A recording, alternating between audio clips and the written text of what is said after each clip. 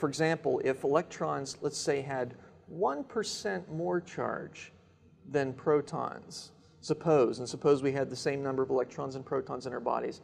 Right now, the force between you and me, the repelling force, because we both have a slight negative charge, would be sufficient to blow both of us into orbit. It's amazing. And so the fact that you have these negatively charged electrons and an equal number, apparently, of positively charged protons in the universe, isn't that interesting?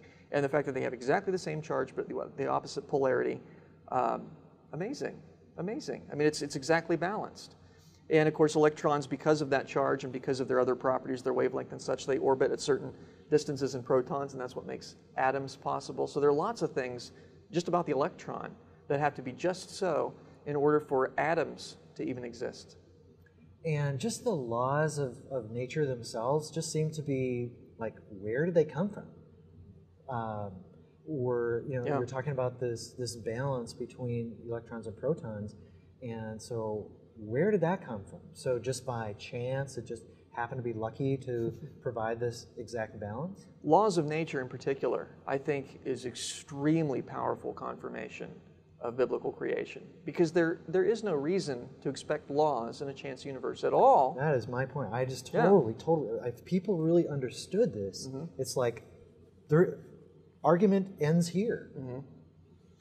And the fact that these laws are organized into nice, neat little equations like E equals mc squared, that's awfully convenient, isn't it? It sure is. It's it's elegant, designed, simple, yes. Yeah. Perfect. And so I've pointed out to my secular colleagues that that principle, and they don't have a good explanation for it. They say, well, that's just the way it is. And I said, well, yeah, we're here, therefore. But why would you expect that in your view? How can your view account for that fact? How can you make sense of it?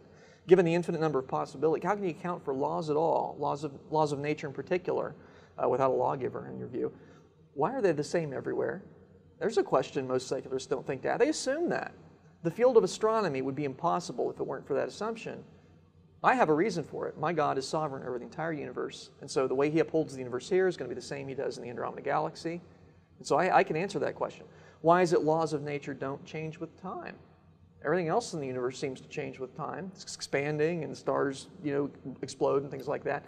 Why is it laws of nature question. don't? Yeah. My secular colleagues can't answer that. They can't answer that. They assume that laws of nature will be the same tomorrow as they are today. They act on it, but they have no reason for it on their own worldview. I, as a Christian, can account for that. God promises a certain amount of stability in the universe that He created. Genesis 8:22, God promises the basic cycles of nature will be in the future as they have been in the past. Secularists have no explanation for it, but they assume it when they do science.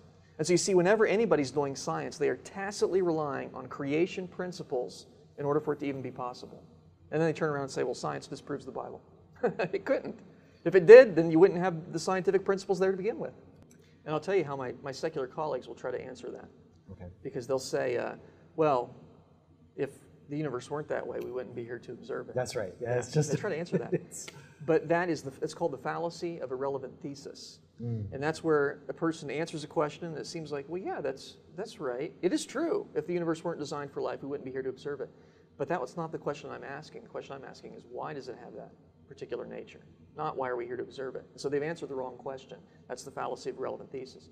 It'd be kind of like if there was a plane crash and I was the sole survivor of that plane crash, and a reporter came up to me and said, well, Dr. Lisle, how is it that you alone were able to survive that crash?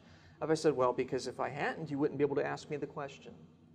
I mean, that answers nothing about why I was able to survive the crash. It's true that I wouldn't be able to answer your question, but it says nothing about why I actually survived. Likewise, when they say, use that yeah, they use it all the frequently. time, and it's a fallacy. It's just nothing but a fallacy. So it seems to me a good answer as to why the universe looks designed is because it is.